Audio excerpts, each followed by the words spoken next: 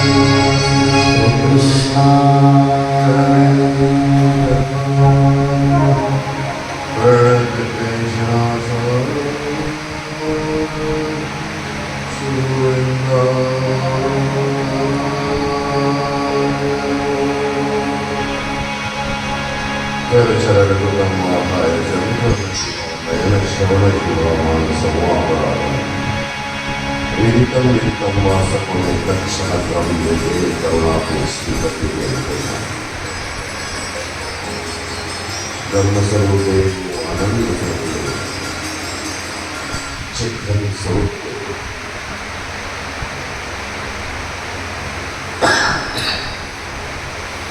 भगवान कृष्ण की लीलाएं गोकुल में अखंड हो गई।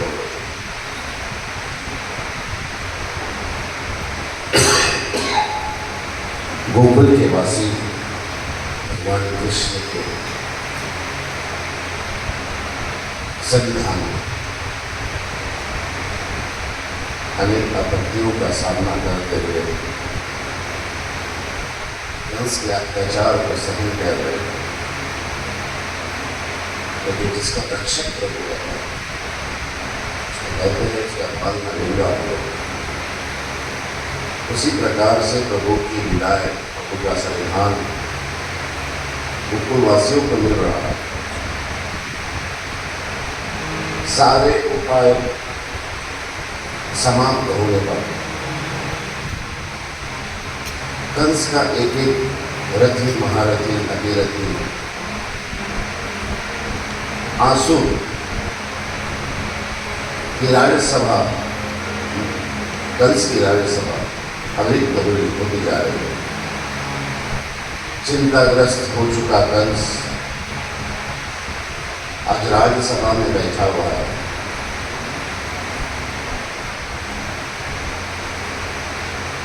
अब कहता है ऐसा कोई नहीं है जो 10 वर्ष के बालक को वध सके, जो मेरे काल को मार सके, जो मेरी मृत्यु के भय से मुझे बचा सके।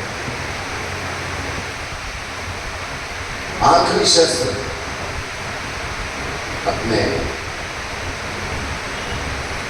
जो भापा है उसमें से वो निकालता है, और आखिरी शस्त्र है आघासुर। आघासुर नाम का ये जो आसुर है,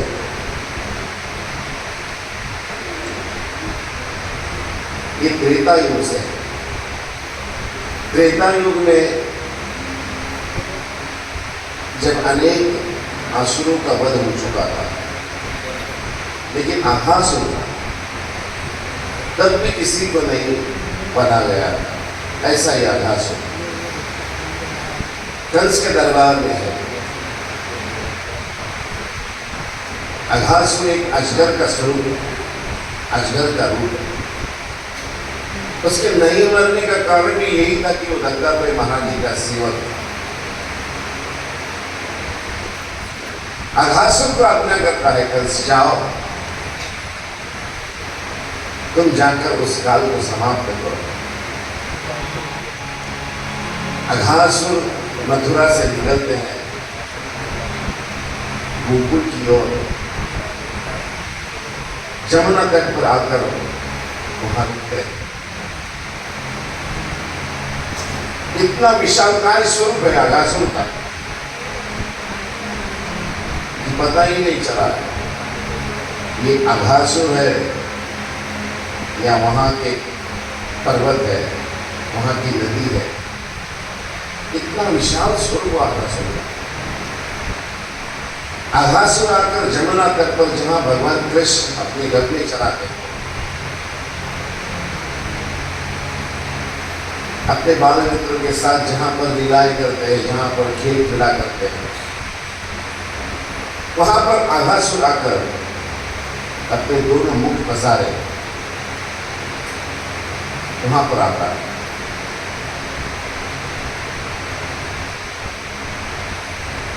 उसकी ये समझ थी कि मैं जब वहां पर जाऊंगा तो जैसे ही गोकुल के जितनी गाय गौरे हैं, गोकुल के जितने भी ग्वाले हैं, जब मेरे मुख में प्रवेश कर लेंगे तो मैं उन्हें मेरा मुख बंद करके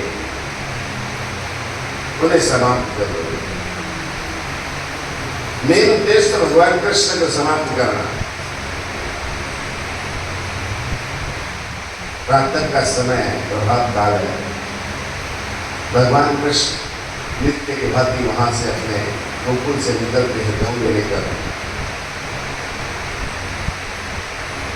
आगे आगे कृष्ण भगवान चल रहे हैं, पीछे साथ में बलराम भैया है, दाऊद भैया है। भगवान जी के 8 जो बालपन के मित्र हैं, वर्जा, सुदामा, पेदिया, बल, सुबल, ये भी भगवान के साथ चल रहे हैं।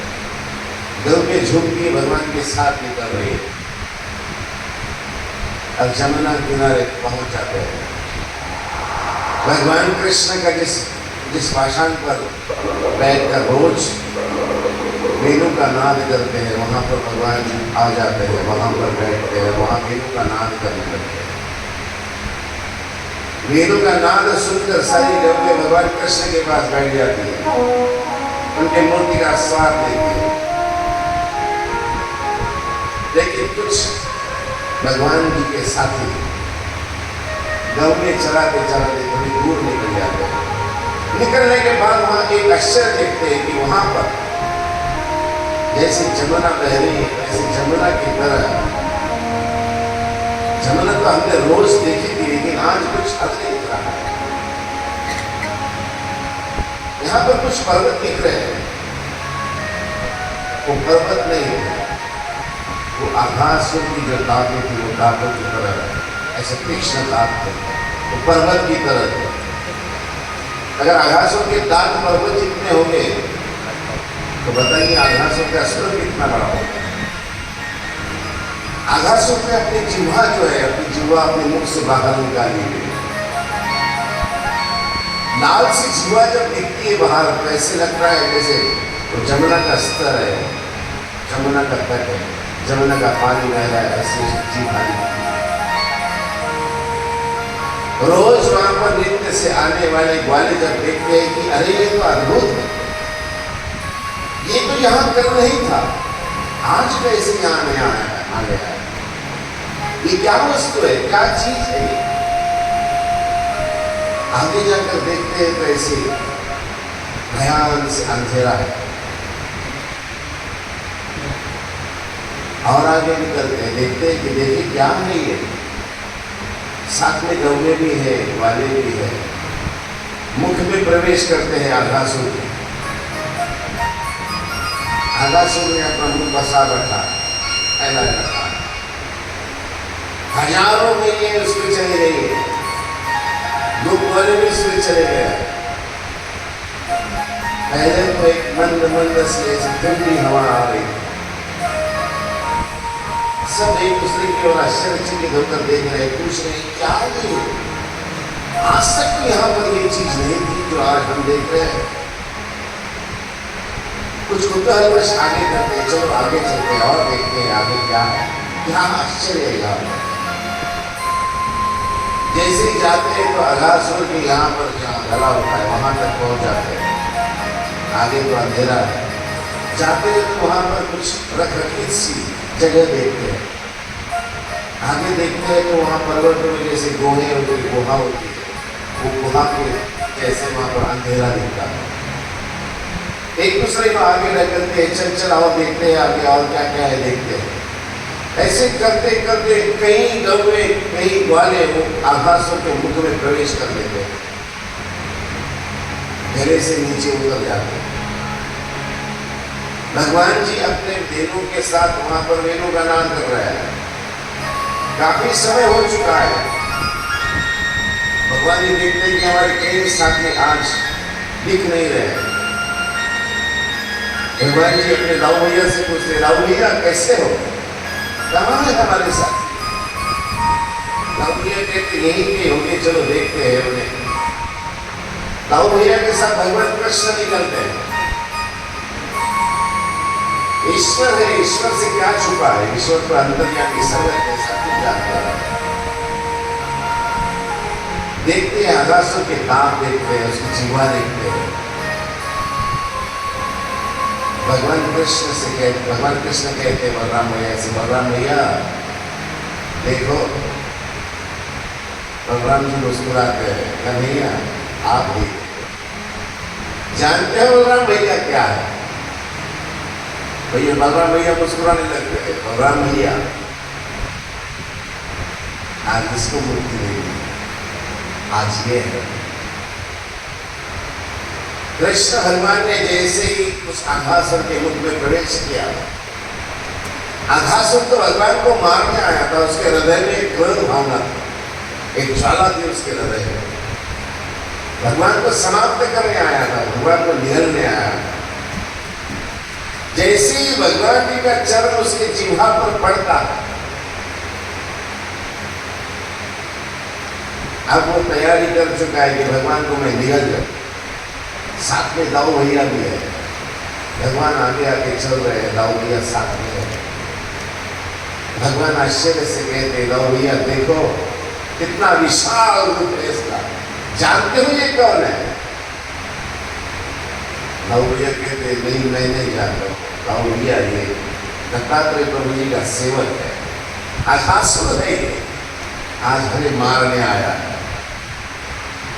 भगवान साथ में निकलते हैं, जीवा में जैसे उसके प्रवेश करते हैं, उसके जीवा पर पैर रखते हैं, मंद मंद से बहरी हवा, वो खुश हो जाता है दिल में कि आज जो जिस कार्य से मैं यहाँ आया वो कार्य मेरा पूर्ण हो जाएगा।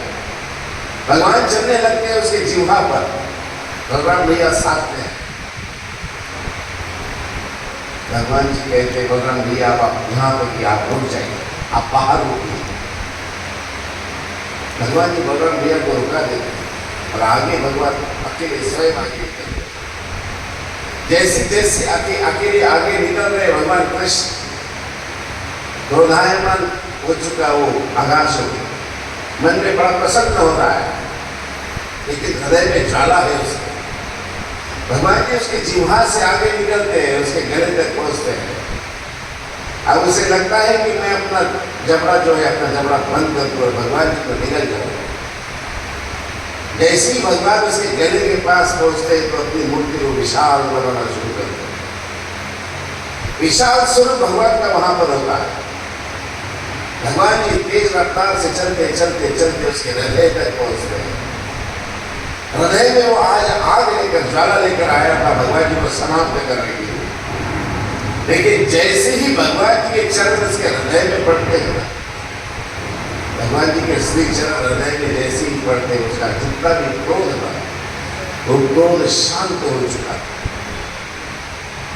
धन्यता पा गया वो। कई वर्षों से मैंने इस अघासुर, इस सर्प योनि में, अजगर योनि में मैंने दुख निकाले।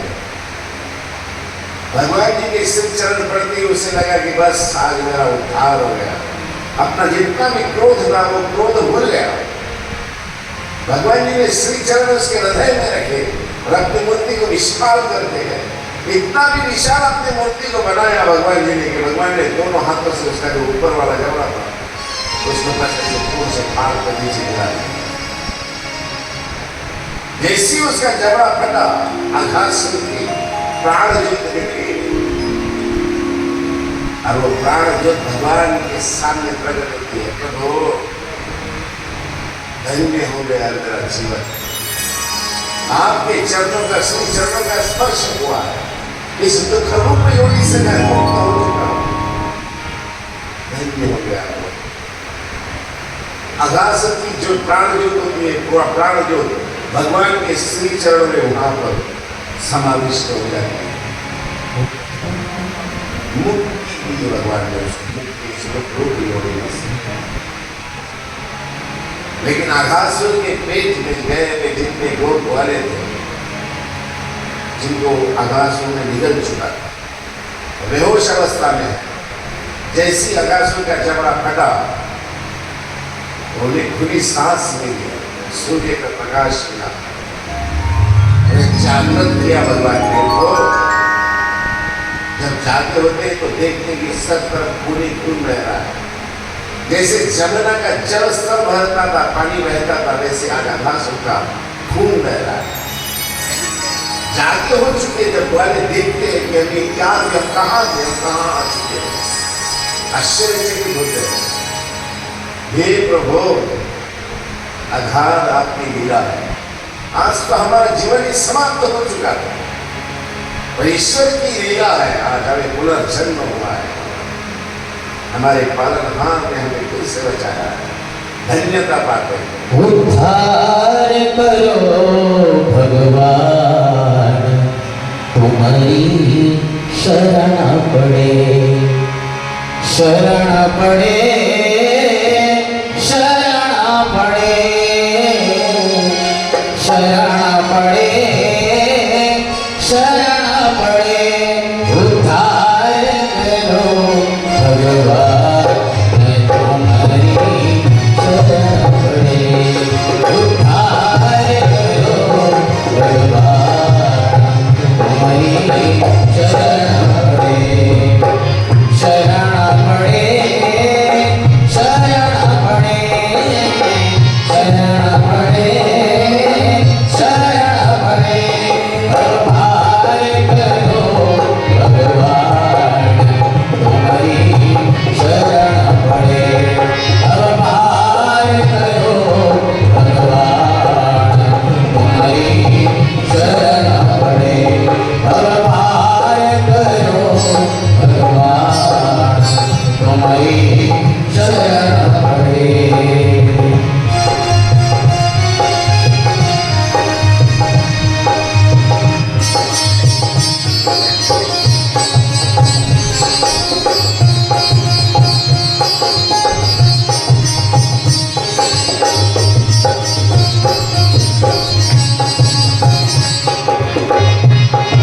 मैं हूँ पतितहीन हूँ कर्मी, कैसे करूँ मैं भगवान, उद्धार कैसा होगा जहाँ से हो कल्याण। वेशा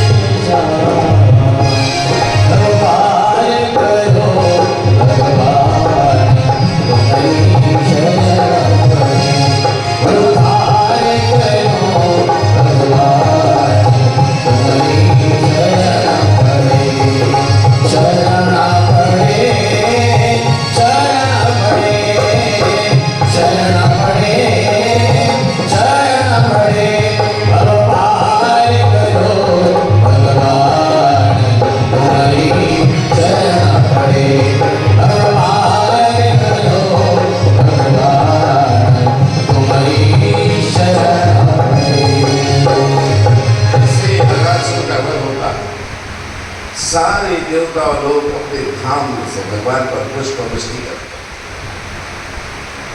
कई युगों से जो अवैध था, जो मरा नहीं था,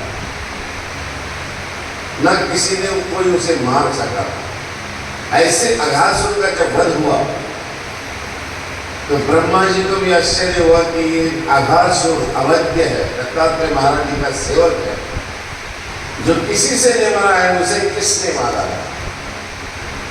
वो भी भगवान कृष्ण की लीलाओं को देखने के लिए यहाँ पर भूतल पर आते हैं, देखते हैं कौन है वो, लेकिन भगवान कृष्ण के दर्शन नहीं होते। भगवान के दर्शन कैसे हो गए? भगवान कहाँ है? तो लोगों के पीछे है, ग्वालों के संग है। तो मैं ऐसे करता हूँ कि गाँव जितने गौवे हैं, जितने ग्वाले हैं, सभी को मैं मेरे सत्य लोक में ले जाता हूँ। फिर तो जिसने अघासुर का वध किया है उसके मैं दर्शन कर सकूंगा ना, फिर तो उसे देख सकूंगा। ब्रह्म आ जाते हैं नीचे, लेकिन भगवान के दर्शन नहीं होते। तो जितने ग्वाले थे, जितने भी गैये थे, सबको ले जाकर उन्हें अपने सत्य लोक में रख देते हैं। भगवान जी अघासुर का वध कर कर जब वापस आते हैं गौ भैया के साथ, देखते हैं कि आज हमारे जो साथी है तो एक भी साथी आ नहीं है, कहाँ गए सारे? ईश्वर है, सर्वज्ञ है, सब कुछ जानते हैं, देखते हैं। अरे यहाँ तो आज ब्रह्मा आया था और वो ब्रह्मा लेकर गए। भगवान जी ने वहां पर माया भी सारे जितने भी लोग वाले थे, जितनी गई थी, फिर गई अपने प्रभाव से बनवाई, विज्ञान के सामर्थ्य से बनवाई। रोज की तरह नित्य भगवान अपने योगों के साथ आते, आज उसी तरह वहां पर भी है। सब लोग वाले यहाँ तो ब्रह्मा जी लेकर गए, यहाँ तो कोई नहीं था भूतल पर, लेकिन भगवान जी ने फिर नया निर्माण किया यहाँ पर, और लोग वाले लेकर फिर से अपने गोकुल की ओर गए। अब तो और भी वातावरण बदल गया है गोप वालों का। गोप वाले जो है वो तो आनंद से छू गए हैं, जितने ले गए थे उतने ही नीचे है। रोज की तरह गोकुल में वातावरण है। अब तो गाय भी इतना दूध देने लगी कि उनके स्तन जो है वो तो जमीन पर लगने लगे। वाले भी दूध निकालते निकालते थक जाते, पर उनका दूध खत्म नहीं हो पाता।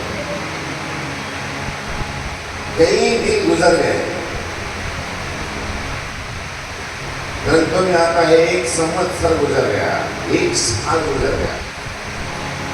यहाँ पर वैसे ही वातावरण है जैसे पहले था।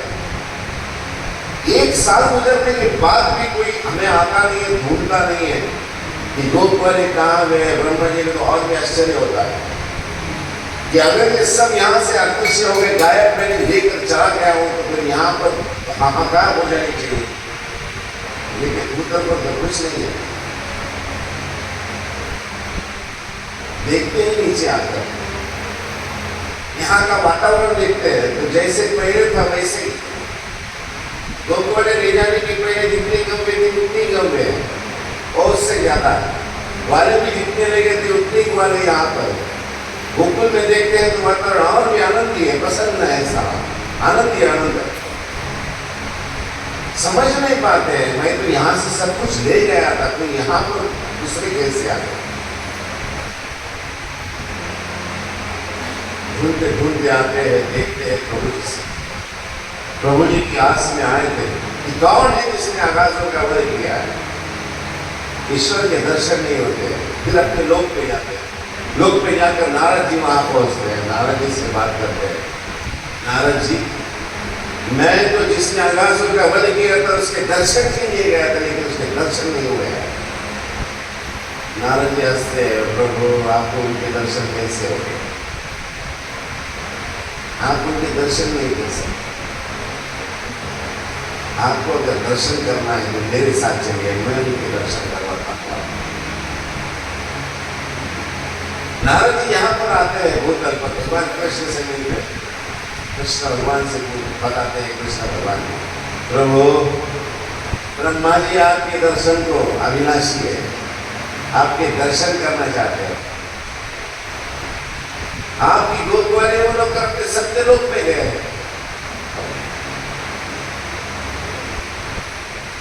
यहाँ तो हाहाकार हो जानी चाहिए था, लेकिन यहाँ तो आपके सामर्थ्य से, आपकी कृपा से फिर यहाँ पर वैसे ही वातावरण है जैसे पूर्व में। भगवान कृष्ण हास्य करते हैं, बुढ़ापा है उनका, इसलिए ऐसी हरकतें करने लगे हैं ब्रह्मा जी। नारद जी कहते हैं भगवान जी वो आपके दर्शन के अभिलाषी, आपके दर्शन करना चाहते हैं। तो दर्शन करने का ये कौन सा तरीका है? भगवान जी कहते ये कौन सा तरीका है? हमारी गोद वाले लेकर चले गए यहाँ से। नहीं प्रभु, उनसे गलती हो गई है, बड़ी क्षमा करें। क्षमा याचना करते हैं, ब्रह्मा जी क्षमा मांगते हैं भगवान से। भगवान से कहते हैं प्रभु आपके दर्शन के अभिलाषी थे, हम दर्शन करना चाहते थे। आकाश में तो आपने मारा है जो अवैध था, आपके दर्शन के खातिर यहाँ आए। आप दर्शन नहीं दे रहे थे ना, इसीलिए हमें ये माया में करना पड़ा सारा। यहाँ से आपके गोद वाले ले जाने पड़े। भगवान कह रहे चलो ठीक है, जो हुआ सो हुआ, अब तो दर्शन हुए हैं। फिर जहाँ से ब्रह्मा जी ले गए थे गोद वाले, फिर से वहां से वापस भूतल पर आए। फिर ब्रह्मा जी ने लाकर यहाँ में छोड़ा।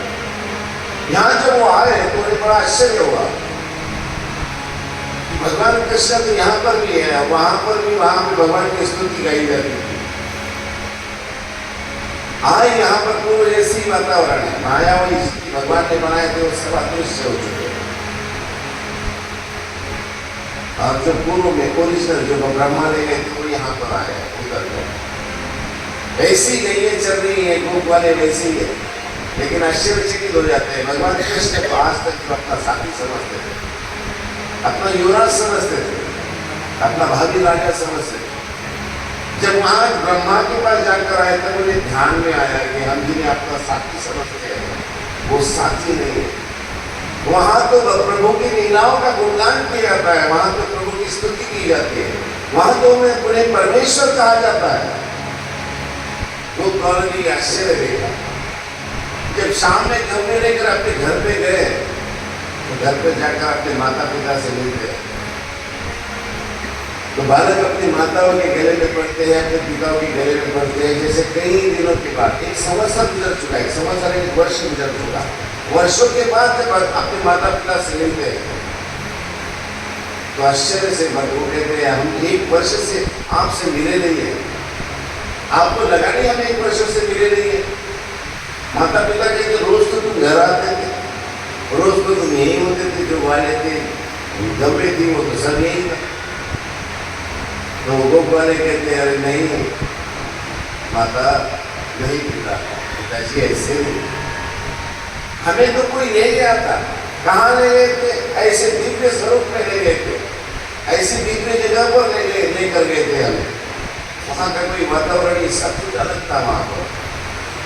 वहाँ पर जिसे हम अपना साथी समझते हैं ना, हमारे युवराज समझते हैं ना, हमारा कृष्ण समझते हैं, जैसे हम गाना कहते हैं ना, वहाँ पर वो देवता लोग भी उनकी पूजा की जाती है, उन्हें परमात्मा कहा जाता है, परमेश्वर कहा जाता है, उनकी स्तुति की जाती है। दर्शन दो घनश्याम नाथ मोरी अखियाँ प्यासी रे, दर्शन दो घनश्याम नाथ मोरी अखियाँ प्यासी रे, दर्शन दो घनश्याम, दर्शन दो घनश्याम नाथ मोरी अखियाँ प्यासी रे, दर्शन दो घनश्याम।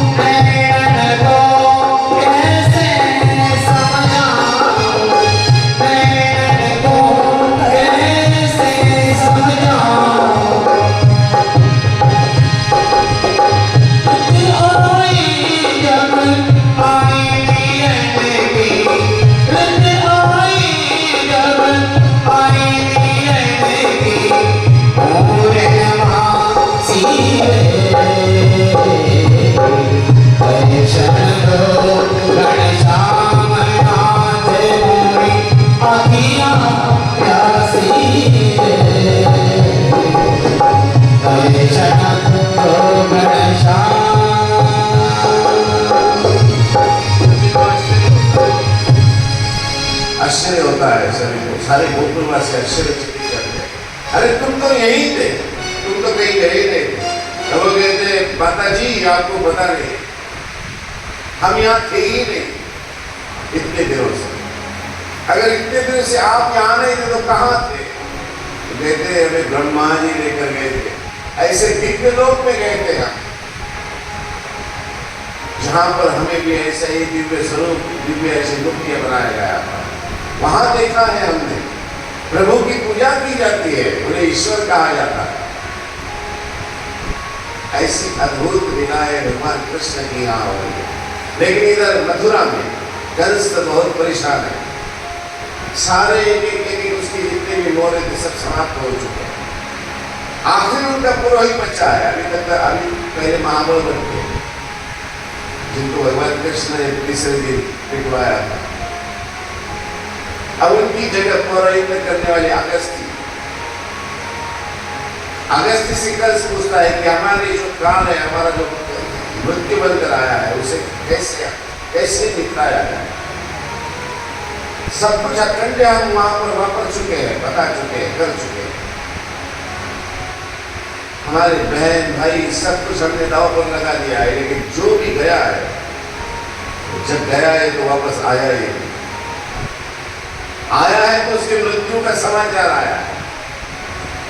अब तो कृष्ण बड़ा हो चुका है, अब उसे कैसे निपटाया जाए। अगस्त्य कहता है कि इसके लिए एक उपाय ऐसे करते हैं, हम गोकुल वासियों पर वेठी लगाते हैं, कर लगाते हैं, टैक्स, जीएसटी जैसा टैक्स लगाते हैं।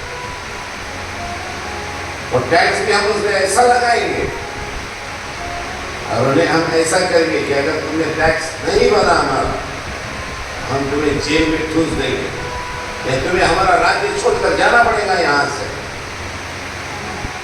अगस्त्य कहते हैं ऐसे करेंगे।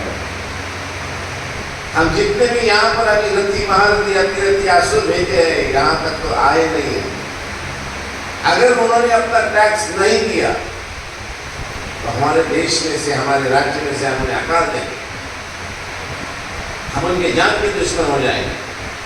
अब ग्वाले ही नहीं रहेंगे यहाँ पर, तो भगवान कृष्ण कैसे रहेंगे। कृष्ण भी भगवान कृष्ण भी उनके साथ चले ही जाएंगे। फिर आपका कुल काल आपसे दूर ही हो जाएगा, फिर किस बात की चिंता।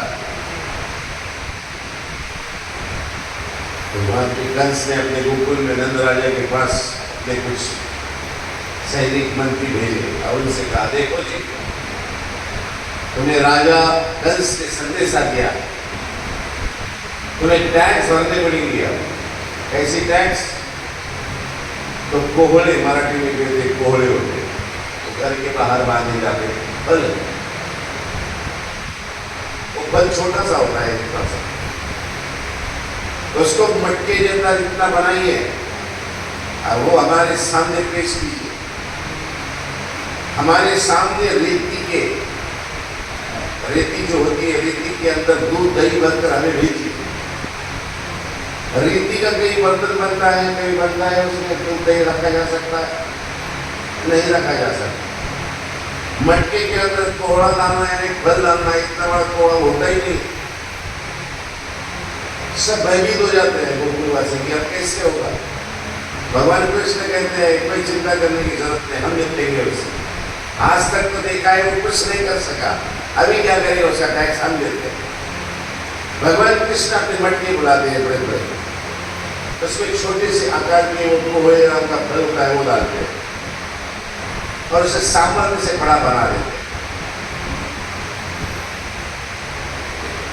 बांस लेते हैं, बांस में उसको रेती लगाते हैं और उसके अंदर दूध दही भर देते हैं। वो भरकर उसको कंस के पास बेचते हैं और कंस से कहते हैं, ले लेकर टैक्स। तूने क्या मांगे थे? वो फल मांगा था, इतना बड़ा सा, मटकी इतना। हमने वो फल मटके में डाला, तू तेरा फल निकाल ले और हमारे मटके हमें वापस दे। कंस कहता है मटके जितना फल है, उसका मुंह इतना बड़ा फल उसमें से निकलेगा कैसे? रेती के उन्होंने बर्तन बनाए, उसमें दही दूध भरे। भगवान कहते हो रेती के इसमें से बर्तन में से तेरा दही दूध निकाल ले और हमारी रेती वापस हमें दे। अब रेती को हाथ लगाए तो वो टूट जाती है, अंदर का दही दूध बह जाएगा और इतने बड़े कि मटके से बाहर नहीं निकलेंगे। जितना उसने छल के साथ वहां पर भेजा था, भगवान जी उससे 2 कदम आगे हैं। इतना करने के बाद भी जब भगवान को वहां से या गोकुलवासियों को वहां से भगा नहीं सका, फिर अगस्त्य से पूछता है कि तुम्हारी दोनों चालें भी व्यर्थ गई। अब बताइए आप कृष्ण को वहां से कैसे भगाएगा? वो कहते हैं कि अब अभी एक तीसरा पर्याय है मेरे पास। कुटिल लोग होते हैं, कुटिल गाँव होते हैं, कुटिल विचार होते हैं। अगस्त्य कोई अच्छा आदमी थोड़ी था, कंस का अगर मंत्री था तो कंस के राज में कंस का दुष्ट का अन्न खाने वाला, दुष्ट जैसी उसकी मति, दुष्ट जैसी उसकी बुद्धि। उसने कहा कि ऐसा करो भगवान कंस जी, तुम गोकुल वासियों पे और एक टैक्स लगाओ, उनको कहो हमें हवा का भारा बांध कर दो। भारा समझते, गठड़ा। हवा जो कहीं टिकती नहीं है तो उसको कैसा भारा बांधा जाएगा, उसका गठड़ा कैसा बांधेगा, उसकी गठान कैसी बंधी जाएगी हवा की। हवा को कोई पकड़ सका? हवा तो आसपास अपने पास भी है, लेकिन उसकी गठान बांधी रहती है, बन सकते हैं उसका। कंस वहां पर कहता है कि जाओ गोकुलवासियों को कि हमें पवन की गठड़े बांध कर दो, हवा की गठड़े बांध कर दो। सब आश्चर्यचकित हो जाते हैं और फिर कहते हैं देखो अगर इन्होंने टैक्स नहीं दिया तो हमारे राज्य से निकल जाओ। कंस से कौन झगड़ा मोल ले, उससे दुष्ट से। नंद बाबा फिर ऐसी अवस्था में आगे क्या कैसे करें? एक ही उपाय है वहां पर, भगवान कृष्ण है। भगवान कृष्ण कहते हैं कोई बात नहीं, इसको अगर पवन के भारे बांध कर देना ही है, गठड़े बांध कर देना है, हम देंगे। भगवान जी गोवर्धन पर जाते हैं, वहां पर एक सर्प होता है जिसका नाम है कर्कोटक। भगवान जी उससे बुलाते हैं, कर्कोटक तुम्हें एक काम करना है हमारा। प्रभु जी कहिए, तुम मथुरा में जाओ और कंस ने हमसे पवन की भारा मांगा है, गठड़ा मांगा है, हवा की गठड़ी मांगे, उसे ले आओ। वो जो कर्कटक नाम का आजकल का सर्प था वहां पर मथुरा में जाता है, ईश्वर की आज्ञा। वहां जाकर वो भगवान पहले ही संदेशा दे देते कि आज हम तुम्हें पवन के गठड़े भेज रहे हैं, कंस ले ले। वहां पर कर्कटक पहुंचता है और अपने मुख से विष की ज्वालाएं फेंकने लगता है। जैसे ही विष की ज्वालाएं वो फेंकता है तो सारे मथुरा नगरी के अंगार लग गई, सारे घर जलने लगे, सारी प्राणी बच गए। मथुरा के जितने भी थे वो सारे कंस को जाकर विनती करने लगे, कंस महाराज आज तक तो आपने गोकुल पर अत्याचार किया था, लेकिन आप वहां से उल्टी गंगा बह रही है, अब उधर से इधर आक्रमण होने रहे, बचाइए हमें इससे। क्या करेगा कंस? कंस हतबल हो जाता है। आखिर महाजन समझ जाते हैं, वहां के व्यापारी लोग समझ जाते हैं कि अब ये कंस के बस की बात नहीं रही। सारे एकत्रित होते हैं, फिर भगवान कृष्ण के पास आते हैं, भगवान जी आप ही हमारे पालनहार हो, आप ही तारणहार हो, हमें इससे बचाइए। सारी मथुरा नगरी में इसने अंगार लगा दिए, त्राही त्राही मचा दिए। आप ही पालन करता हो, आप ही हमारे सब कुछ हो, आप बचाइए इससे। भगवान कृष्ण कहते हैं जाइए और उस कर्कटक की पूजा कीजिए, उसे क्षमा मांगिए, तब उसकी वो विष की ज्वाला है वो बंद होगी, तब आप मथुरा में रह सकेंगे। मथुरा के जो है वहां पर किला है, वो किला में जो गढ़ है वहां पर तो घर सुरक्षित है, लेकिन जनता का क्या? जनता तो हाय परेशान हो चुकी है। ऐसे भगवान ने कहा वैसे जाते हैं, कर्कटक की पूजा करते, उसे क्षमा मांगते हैं। मूर्ख हो गया हमारा जो है ना राजा, मूर्ख हो गया, पागल हो गया है। क्षमा मांगते हैं कर्कटक से, कर्कटक अपनी विष की ज्वाला है पूरा अंदर ले लेते हैं, वहां से चले जाते। अब उल्टे आक्रमण होने लगे, अब डरने लगा है कंस। जैसे हर तरफ बालक का चेहरा दिखता था तो डर जाता था, जैसे ही कंस हो गया अब मेरा काल नजदीक आ चुका है, अब मैं कुछ नहीं कर सकता, कोई ना रहे, अब कोई नहीं रहा मेरा साथी। अब फिर वो अगस्त्य को पूछते कि अब कैसे किया जाए। अब उसका दिमाग ही काम करना बंद हो चुका है कंस का। अब तो जो कहता है अगस्त्य कहता है वही करने लगे। अगस्त्य ने कहा कि ऐसा करो, कृष्ण भगवान को परास्त करने का एक ही उपाय, एक ही पर्याय है, बोले यहाँ बुलाओ तुम मथुरा में, अब तो वो बड़े हो चुके हैं, और यहाँ पर शिव धनुष्य रखो और शिव धनुष्य उनको उठाने लगाओ। शिव धनुष्य तो ऐसा है कि उसे कोई उठा नहीं सकता, और कृष्ण अगर उठाने की कोशिश करेंगे, बलराम अगर उठाने की कोशिश करेंगे तो वो धनुष उनके आंख पर गिर जाएगा। जैसे उनके आंख पर गिरेगा वो उसके नीचे दर्द पर पूरे खत्म हो जाएगा। अपने को कोई बोल नहीं सके कि इन्होंने बालक का वध किया। अगर ये भी ना हुआ तो कहते हैं कि चलो यहाँ पर चारों और मुश्किल ऐसे योद्धा है यहाँ पर, अगर वो शिव धनुष उठाकर आगे आते हैं तो उनसे मल्लयुद्ध किया जाए, मल्लयुद्ध कर उन्हें परास्त करेंगे। अपने पास तो ऐसे हाथी है जो मदमस्त हस्ती है, वो हाथी के पैरों पर उन्हें दबा देंगे। सारी तैयारी करके अब उन्हें बुलाओ। अगस्त ने जब कहा तो भगवान कंस ने उद्धव जी को बुलाया, अक्रूर जी को बुलाया, कृतवर्मा जी को बुलाया और कहा कि देखो तुम तो उस बालक के नंद बाबा के रिश्तेदार हो, तुम में से कोई एक जाओ, उद्धव जी आप जाइए और लेकर आइए उस कृष्ण को और उसके भाई बलराम को। उद्धव जी ने कहा कि महाराज मेरा तो उनसे रिश्तेदारी का मामला। उद्धव जी जानते कौन है? उद्धव जी भगवान कृष्ण के कोई कहता है चचेरे भाई थे, कोई कहता है उनके चाचा थे। मैंने कथा शुरुआत करने के पहले आपको सुनाया, सूरसेन राजा ने 12 अपने अलग अलग कुप्पों को, यादवों के कुप्पों को एकत्रित कर अपना राज्य निर्माण किया, जो वहां पर सूरसेन के साथ थे। लेकिन कृष्ण ने जब वो राज्य हटा लिया सूरसेन का, अग्रसेन का, वसुदेव जी का, तो कुछ लोग तो उनको छोड़कर चले गए, देश छोड़कर चले गए। लेकिन कुछ अपने छत्र और अपने जो आसन थे वो कंस के अधीन हो गए और वहां रहने लगे। उनमें ये 3 लोग थे। एक थे अक्रूर, जो भगवान कृष्ण के रिश्ते में चाचा लगते थे, उद्धव देव भी चाचा ही लगते थे, और कृतवर्मा भी चाचा ही लगते थे। कंस ने कहा उद्धव जी आप जाइए, कृष्ण को लेकर आइए यहाँ पर। उन्होंने कहा क्षमा करें मथुरा नरेश, ये कार्य मुझसे नहीं होगा। उद्धव देव तो कंस के मंत्री थे, जैसा अगस्त्य कुटीर मंत्री था, लेकिन उद्धव देव जो थे वैसे कुटीर नहीं थे, लेकिन मंत्री वैसे एक मंत्री। अक्रूर को भेजा गया भगवान के पास, अक्रूर तुम जाइए। अक्रूर जो थे ये भगवान कृष्ण को वहां से गोकुल से लेकर आए मथुरा में। अक्रूर जाते हैं भगवान के पास मथुरा में। अब पहले से रिश्तेदारी का मामला है, इनका नंद बाबा को ये जानते हैं। अक्रूर निकले हैं मथुरा से और गोकुल में पहुंचते हैं, कृष्ण भगवान को ले जाने के लिए आए हैं। काफी दिनों के बाद रिश्तेदारों की मुलाकात होती है। अक्रूर जब आते हैं तो अपने परिवार के साथ आते हैं। नंद बाबा काफी दिनों से आपकी मुलाकात के लिए, आपकी मुलाकात हो जाए।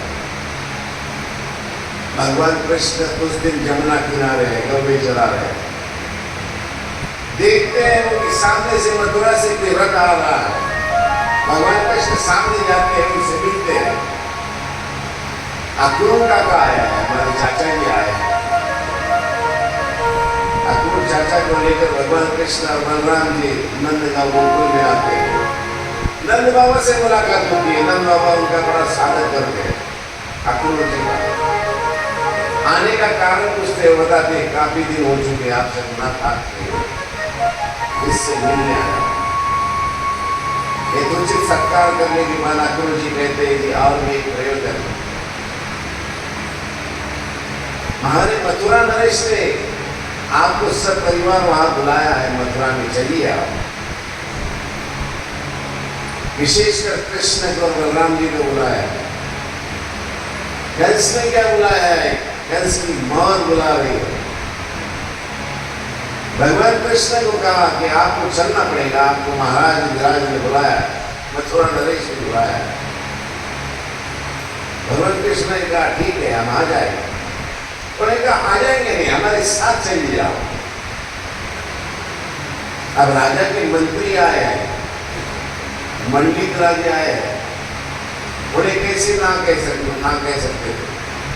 ठीक है, अक्रूर के साथ भगवान कृष्ण कहते हैं कि चलो आप आगे चलो, हम आते हैं आपके साथ। उस दिन का जितना भी आदर सत्कार था उनका कर दिया गया, अक्रूर जी को आगे भेज दिया गया।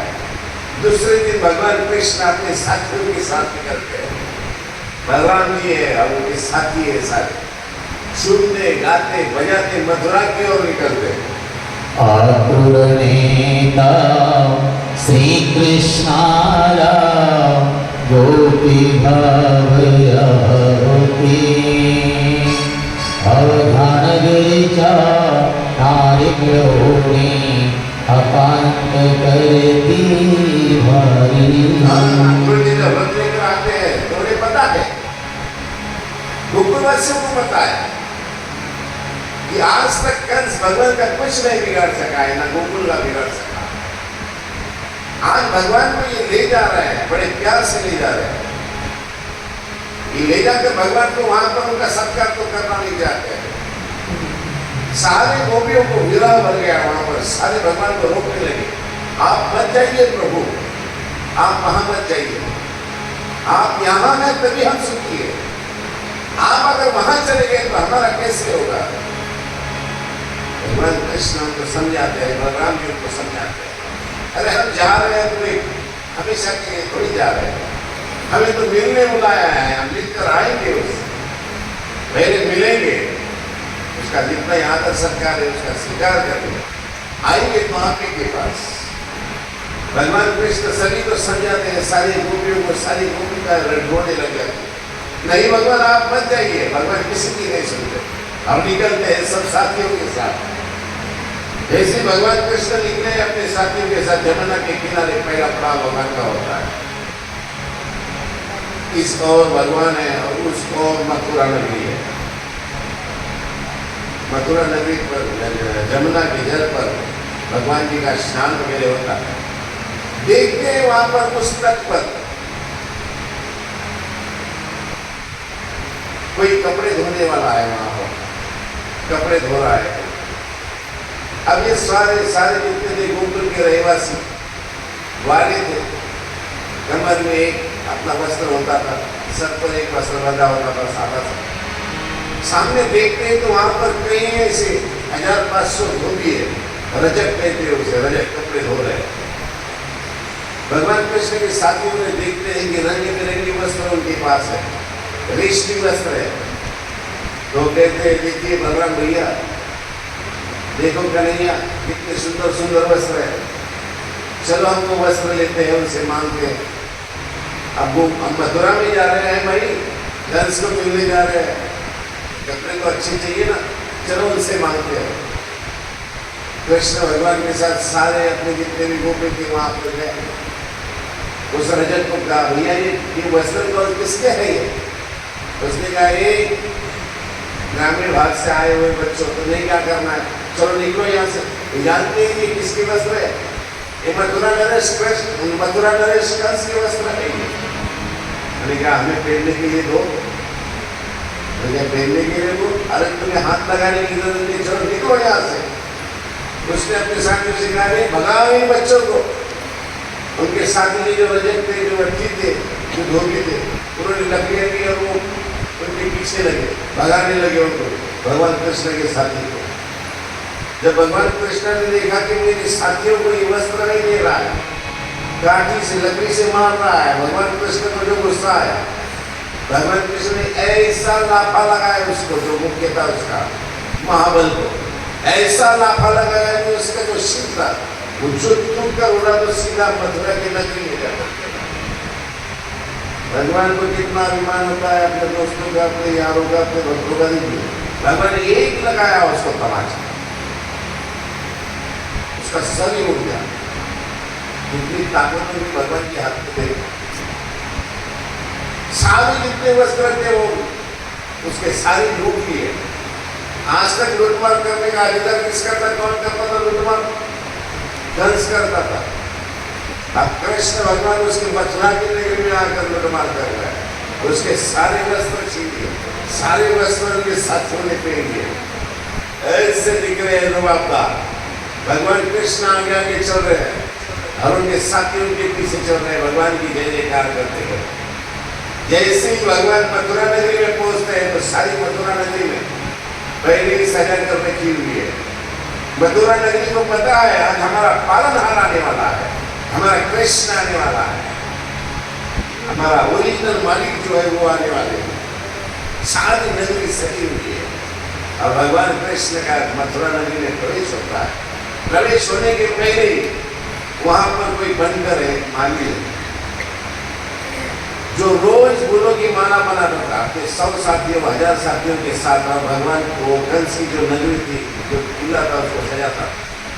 जैसे ही प्रवेश करता है वैसे भगवान से मुलाकात होती है। भगवान उसे रुकाते, रुक जा बनकर, कहाँ जा रहा है? उसने कहा कहाँ जा रहा हूँ प्रभु, आप ही की सेवा में आ रहा हूँ, आप ही की सेवा में आ रहा हूँ। आज तक तो दुष्ट पापी की सेवा की, लेकिन आज सच में जिसकी सेवा करने के लिए मैंने जन्म लिया, आज उसकी सेवा में आया हूँ।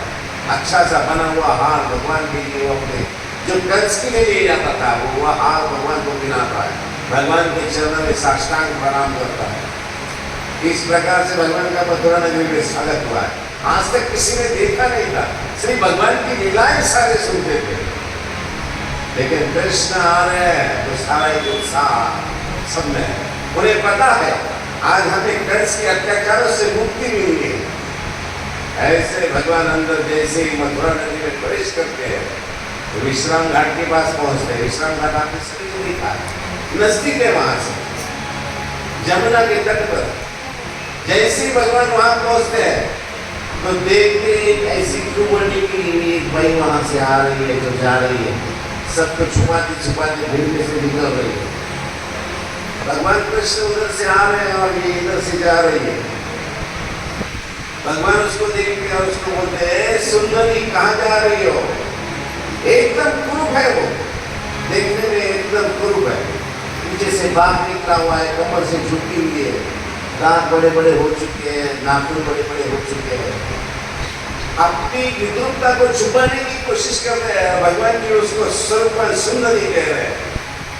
वो लकड़ी देकर भगवान के पीछे लग रही है, मुझे चिढ़ाता है, तू चिढ़ाता है, और भगवान कृष्ण उसे चिढ़ाते नहीं है, सुंदरी तू तो सुंदरी है, सुंदरी है, रुक जा सुंदरी, कहाँ जा रही है? वो क्या, हट जा मेरे रास्ते से हट जा, तू जानता नहीं है मुझे, मैं कौन हूँ? भगवान कृष्ण कहते हैं कौन है तू बता ना। उसने कहा मेरा नाम कुब्जा है, मैं कई वर्षों से मैं एक चंदन घिस कर हमारे मथुरा के राजा कंस के लिए लेकर जाती हूँ, उसके लिए मैं जा रही हूँ। भगवान कृष्ण कहते हैं देना, मुझे भी देना, जरा मुझे भी तो चंदन लगाने देना। तो क्या हट हट, तुझे नहीं दूंगी।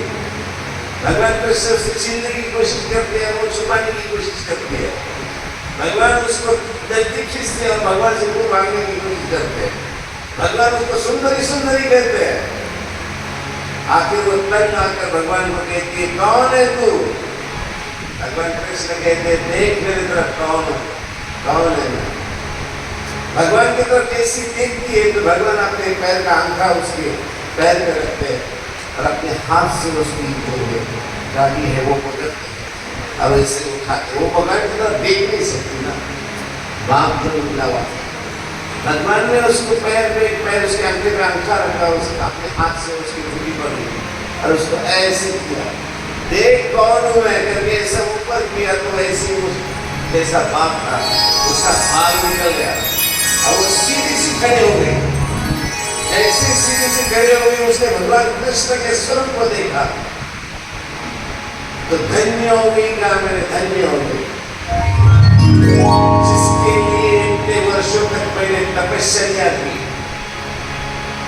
तो कहते हैं कृष्ण, अरे कन्हैया, मैं कोई कुब्जी नहीं थी, मेरा कुब्जा निकला था इसलिए लोग मुझे चिढ़ाते थे। मेरा नाम तो भक्तिरंजी का है। मैंने कई वर्षों तक लोहे के पिंजरे में गरुड़ासन होकर सेवा की, तपस्या की, इसलिए उस सेवा की वजह से मुझे पाप निकला। लेकिन आज तेरे स्पर्श से मेरी उस सेवा का, मेरी उस तपस्या का आज कल मुझे मिला है। भगवान ने जैसे उसको हाथ लगाया तो ऊपर की वो सीधी की। भगवान ने अपनी कृपा दृष्टि से उसकी ओर देखा। विद्युक्ता पा चुकी, भक्त रंजिका कुब्जिका बन चुकी। ईश्वर के दर्शन से, ईश्वर की कृपा दृष्टि से स्वरूपवान सुंदर 16 वर्ष की षोडश वर्षीय एक महिला का रूप देखती है। जगत के रंग प्यारे को, जगत के रंग प्यारे को, तेरा दीदार काफी है। जगत के रंग प्यारे को, जगत के रंग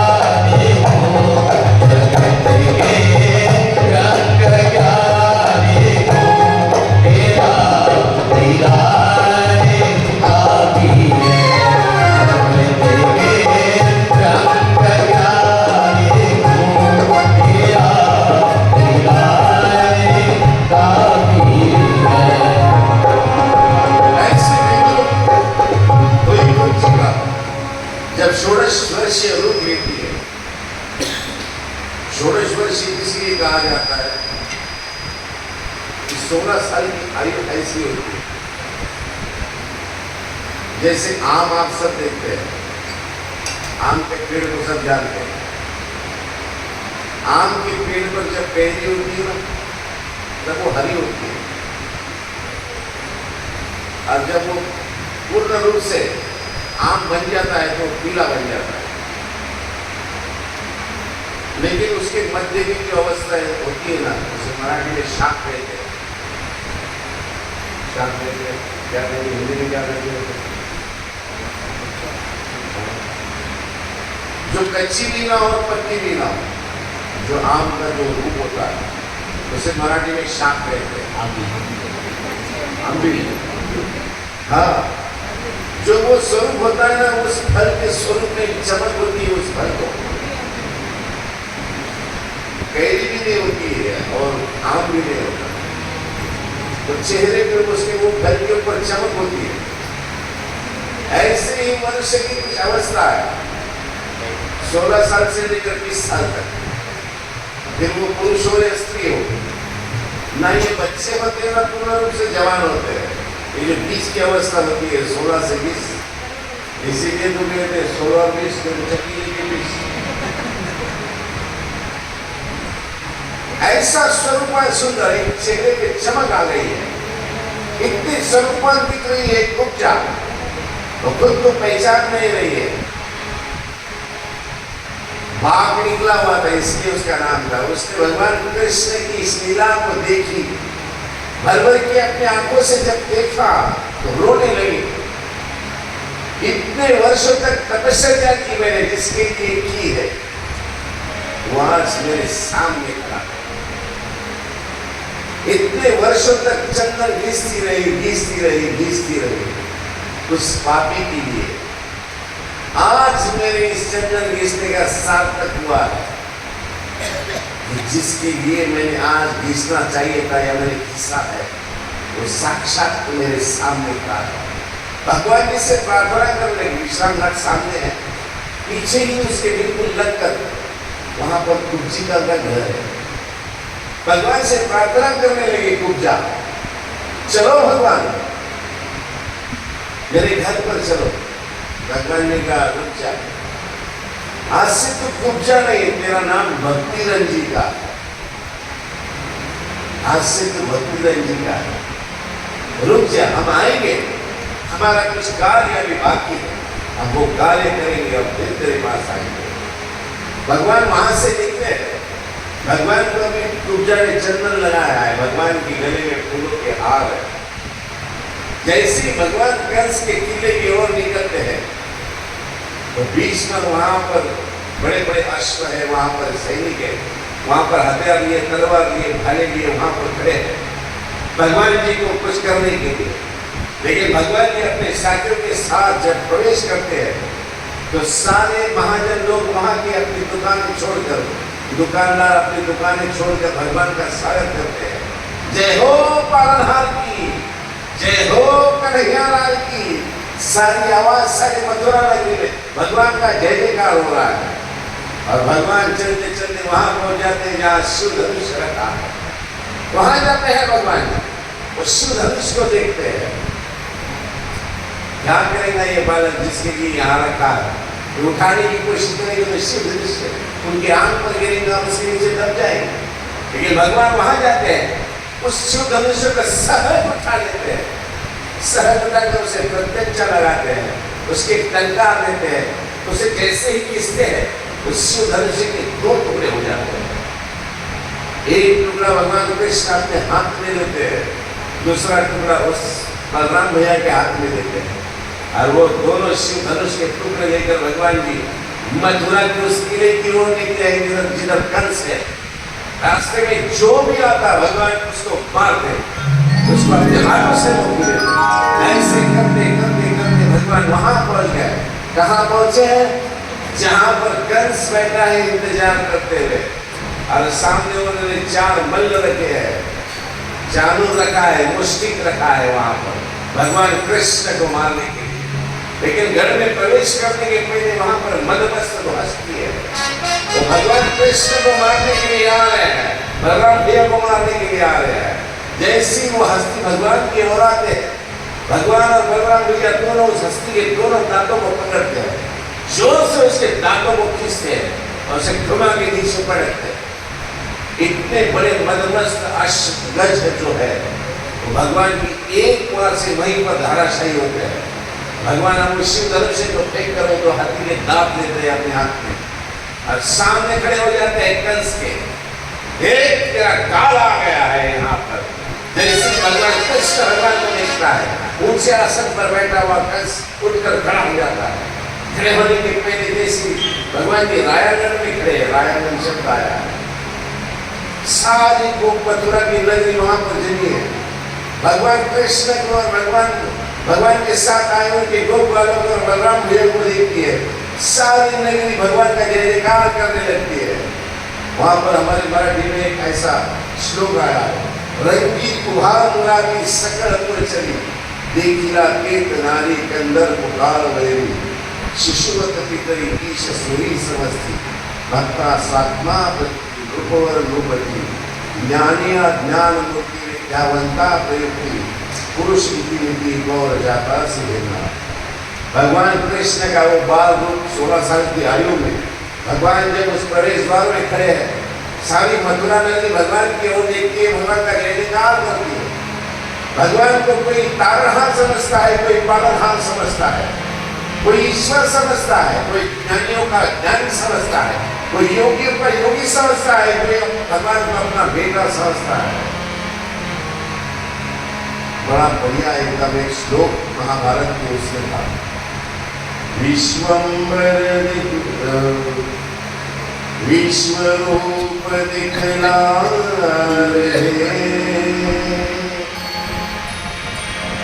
विश्वम्बर भगवान, जिसकी जैसी दृष्टि वैसे दिखे भगवान।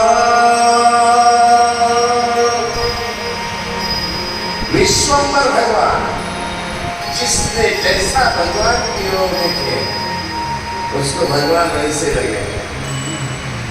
संजय चतुर्भुज देखे, संजय ने भगवान को चतुर्भुज विष्णु के रूप में देखा। विष्णु समझता था भगवान जी को। उद्धव देव कैवल्य परब्रह्म देखे, उद्धव देव को प्रेमदान दिया था, इसलिए उद्धव देव भगवान जी को ईश्वर अवतार समझते थे, परमेश्वर समझते थे। और अर्जुन विश्वरूप देखे, अर्जुन ने भगवान का विश्वरूप देखा, सारी सृष्टि को भगवान के चरण में देखा। विश्व में भगवान जी को विष्णु के अवतार ही समझते थे। द्रोणाचार्य हो गया, कृपाचार्य हो गया, सारे भगवान को विष्णु का अवतार समझते थे। उनकी मालूमात की महानत थी उनको। विश्वरूप दिखला रहे विश्वम्बर भगवान। विश्वम्बर भगवान ने जिसको जैसा रूप दिखाया है वैसे दिखे। कोई भगवान जी को अपना पुत्र समझता है, कोई ज्ञानियों का ज्ञानी समझता है, कोई योगियों का योगी राज समझता है। जिसको जैसा दिखे, जिसने जैसा समझा। भगवान के मंदिर में जाते हैं, हम भगवान से प्रार्थना करते हैं। अब सभी को भगवान क्या है तो पता नहीं होता है, जिसकी जैसी श्रद्धा होती है वैसे भगवान को प्रणाम किया जाता है। और भगवान जी कहते अनंत शक्ति युक्त परमेश्वर सकवासी विषय व्यवस्था कर, जो जिस प्रकार से मेरे सामने आकर मुझे पूजा करता है, मैं उसे उसी प्रकार से, जिस प्रकार से इसने मुझे प्रणाम किया है उसी का फल मैं इसे देता हूँ। ये यथा मां प्रपद्यन्ते तथैव भजाम्यहम्, जो जिस प्रकार से मेरी भक्ति करता है मैं उसे उसी प्रकार का फल देता हूँ। कोई मुझे विष्णु कहकर प्रणाम करे तो मैं उसे विष्णु का फल दूंगा। कोई मुझे महादेव समझकर प्रणाम करे उसको उसका फल मिलेगा। कोई मुझे परमेश्वर कहकर मुझे प्रणाम करे तो मैं उसे परमात्मा का फल दूंगा। सबके मालक चालक है, वो सृष्टि के निर्माता है। सारी शक्तियां वहां पर है। कृष्ण में काम हे अर्जुन, जितना तू देख रहा है, जितना तुझे बताया गया है, ये तो मेरा एक अंश है। इसके व्यतिरिक्त में कितना तुझे विशाल और अनंत है। भगवान जी रायागढ़ में खड़े हैं, जैसे ही भगवान को देखते हैं तो मुश्किल और चारों भगवान की ओर लपकते हैं। जैसी लपकते हैं तो गौ से चारों के साथ भगवान का युद्ध हुआ है, और मुश्किल के साथ बलराम जी का युद्ध हुआ है। दोनों को भी पकड़कर भगवान जी ने और गौ भैया ने उन्हें वहां परास्त किया। जैसे उन्हें परास्त करते हैं, कंस तो डर गया, भागने की कोशिश कर रहा है।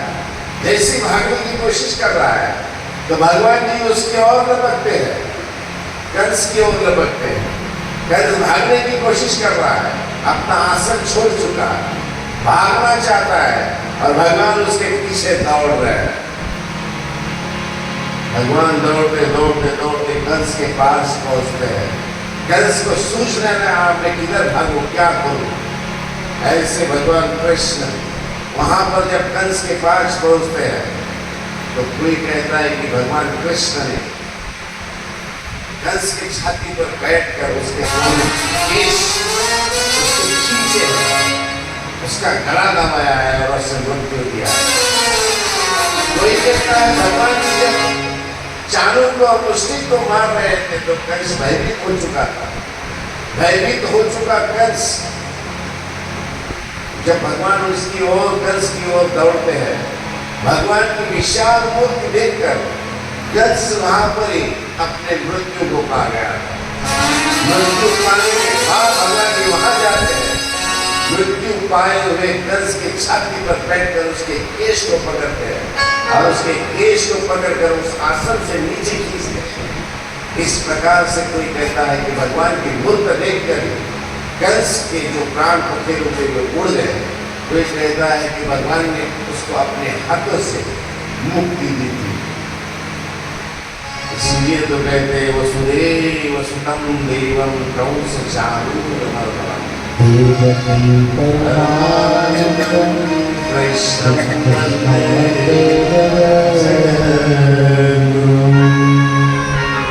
ईश्वर के हाथों से मृत्यु आने के लिए भी अपना भाग्य रखता है।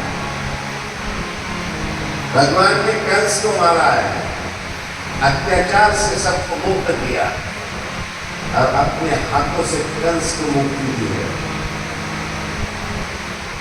अजरामर नाम कर चुका है कंस।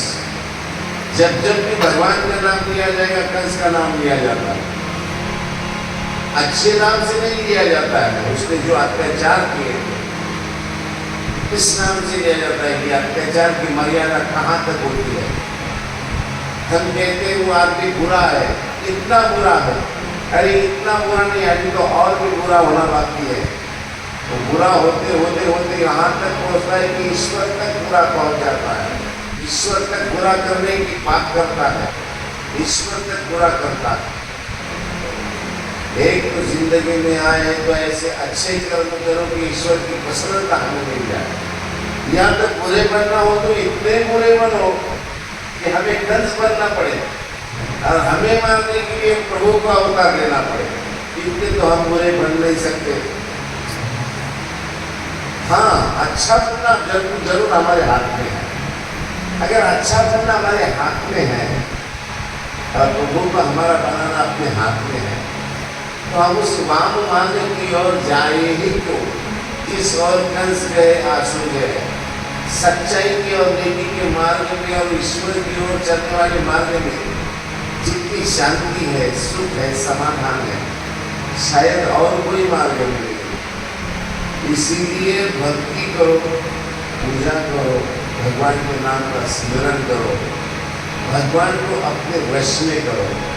भगवान को भी अपने वश में इतना करो, इतना करो, इतना करो कि मैं भगवान को पुकारूं और भगवान द्वारिका छोड़ के मुझ तक पहुंचे। तुम हमारे पांडवों ने भगवान को अपना बनाया, द्रौपदी ने भगवान को अपना बनाया है। इतना भी अपना बनाया है कि जब वहां पर चौसर का खेल हो रहा है, सब तरफ देखा द्रौपदी ने, सबको पुकारा है, सबको पुकारा है। पितामह देखिए, गुराचार्य देखिए, गुरु द्रोण देखिए, धृतराष्ट्र देखिए, सब तरफ देखा, अपने पतियों की तरफ भी देखा। कोई नहीं आया इस द्रौपदी की सहायता के लिए। जब सबकी ओर देखकर हताश हो चुकी द्रौपदी,